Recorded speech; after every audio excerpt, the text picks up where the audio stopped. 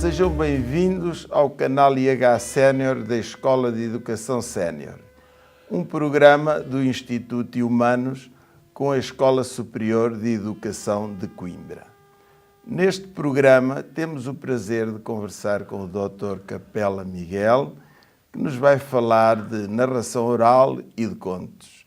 Dr. Capela Miguel, seja bem-vindo ao nosso programa. Muito obrigado, agradeço-lhes o privilégio que me dão de estar aqui neste canal, que para mim é uma surpresa e das boas, porque penso que poderíamos encontrar trabalho como este que estão a realizar por todos os cantos do nosso país. Muito bem. Espero que possa ser uma premonição das boas para que seja a oportunidade das nossas gerações mais velhas estarem ocupados com algumas coisas que vale a pena.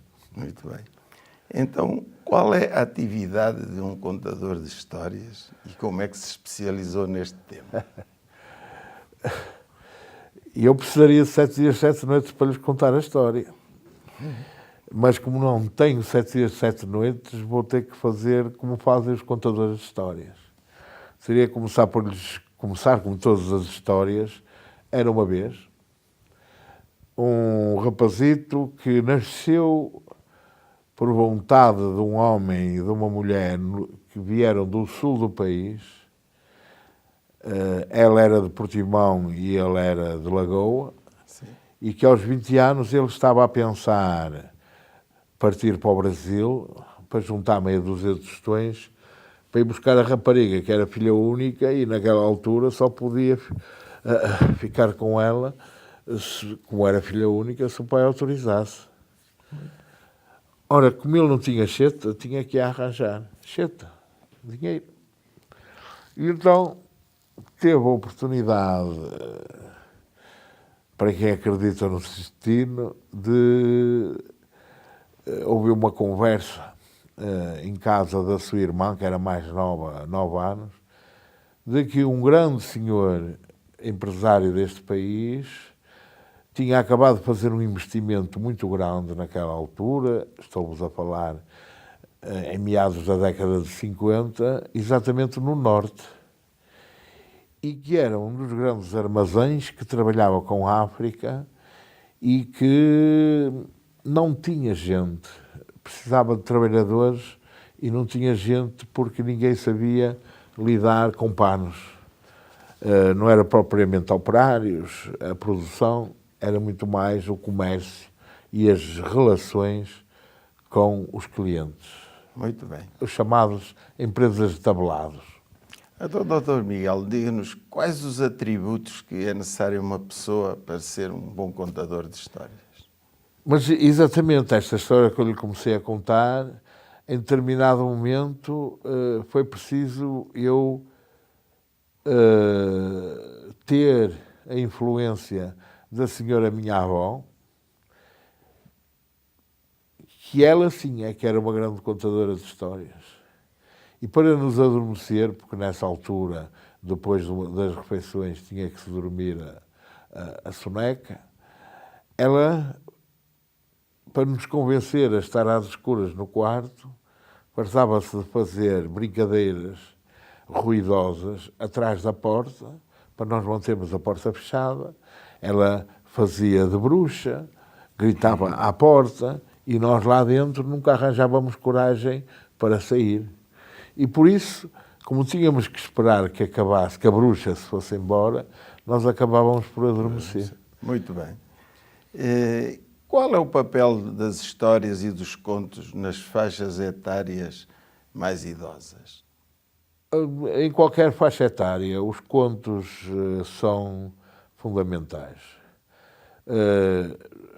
A verdade é que os miúdos sentem muito mais essa necessidade e são capazes de os receber de uma forma muito mais apetitosa, e os mais velhos acham que com eles não vale a pena perder tempo com contos porque eles acham que já sabem tudo. Mas não é verdade. Eles têm que se convencer que uma boa história uma boa forma de passar o tempo.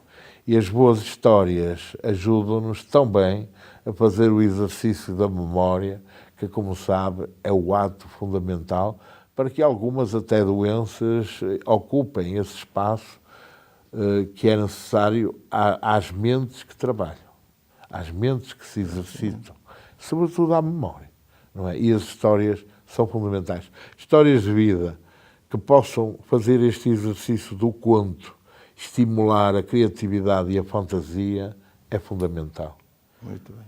Portanto, recomendo as histórias? Recomendo qualquer exercício de memória. Se puderem ser atividades que se partilhem com outros e, sobretudo, com outras gerações, e, neste caso, os mais velhos, a procurarem na sua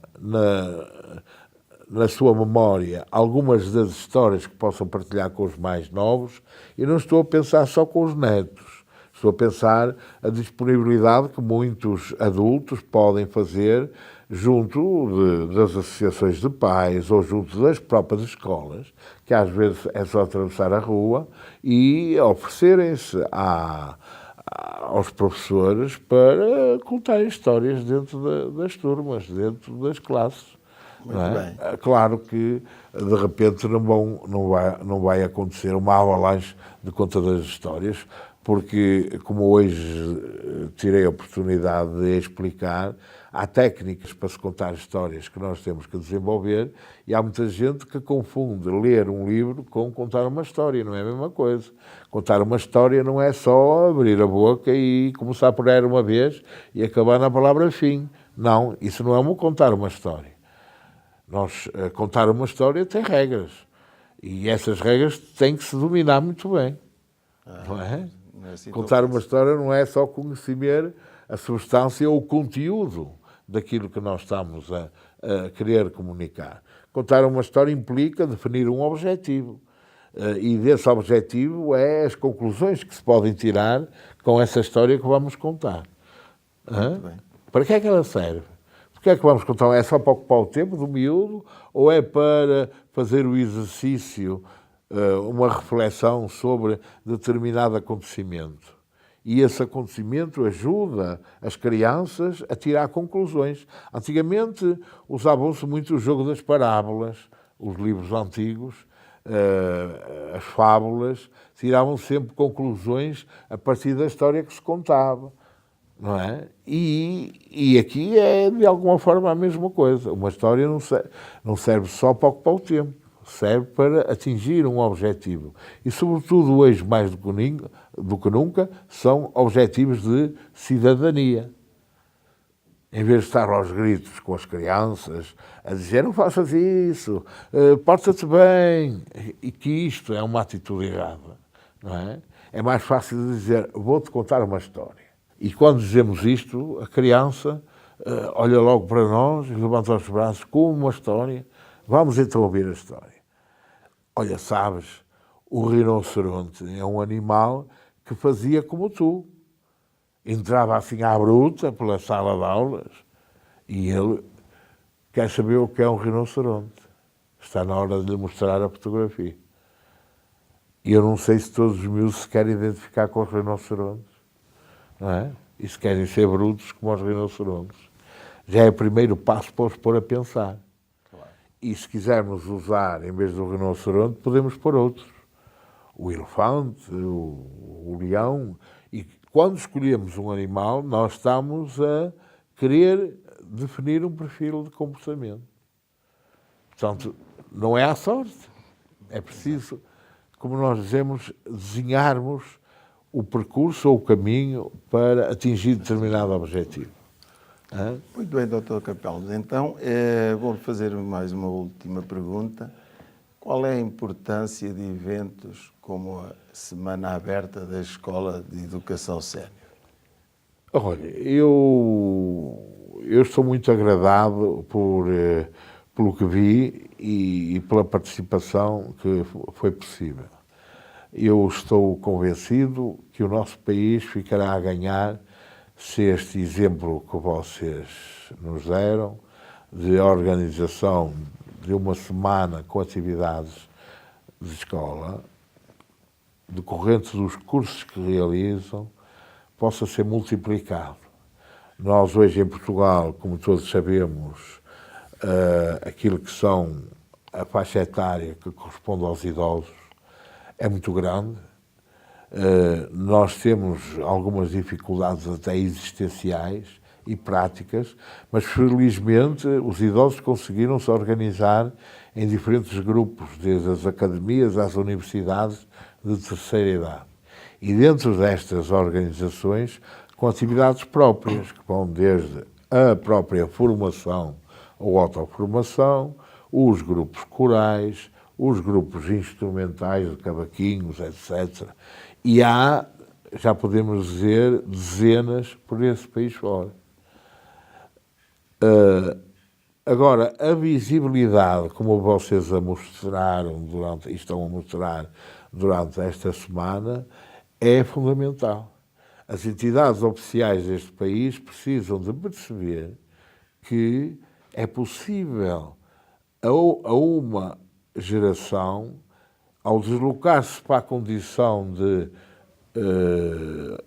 reformado ou pré-reformado, não ser transformado em inútil e continuar a desempenhar um papel fundamental nas dinâmicas e nas sinergias da sociedade que fazemos parte. E nós, como trabalhamos em sociedades de inclusão, quer dizer, em sociedades democráticas, onde todos os cidadãos têm os mesmos direitos de oportunidade, igualdade de oportunidades, têm que ser aceitos nas diferentes condições e nas diferentes diferenças que transportam. Obrigado, Dr. Capela Miguel. Foi um prazer tê-lo connosco nesta conversa. Muito obrigado. E por hoje é tudo. Acompanhe o nosso trabalho no canal IH Sénior, nas nossas contas do YouTube e do Facebook. Muito obrigado pela vossa preferência e até uma próxima oportunidade.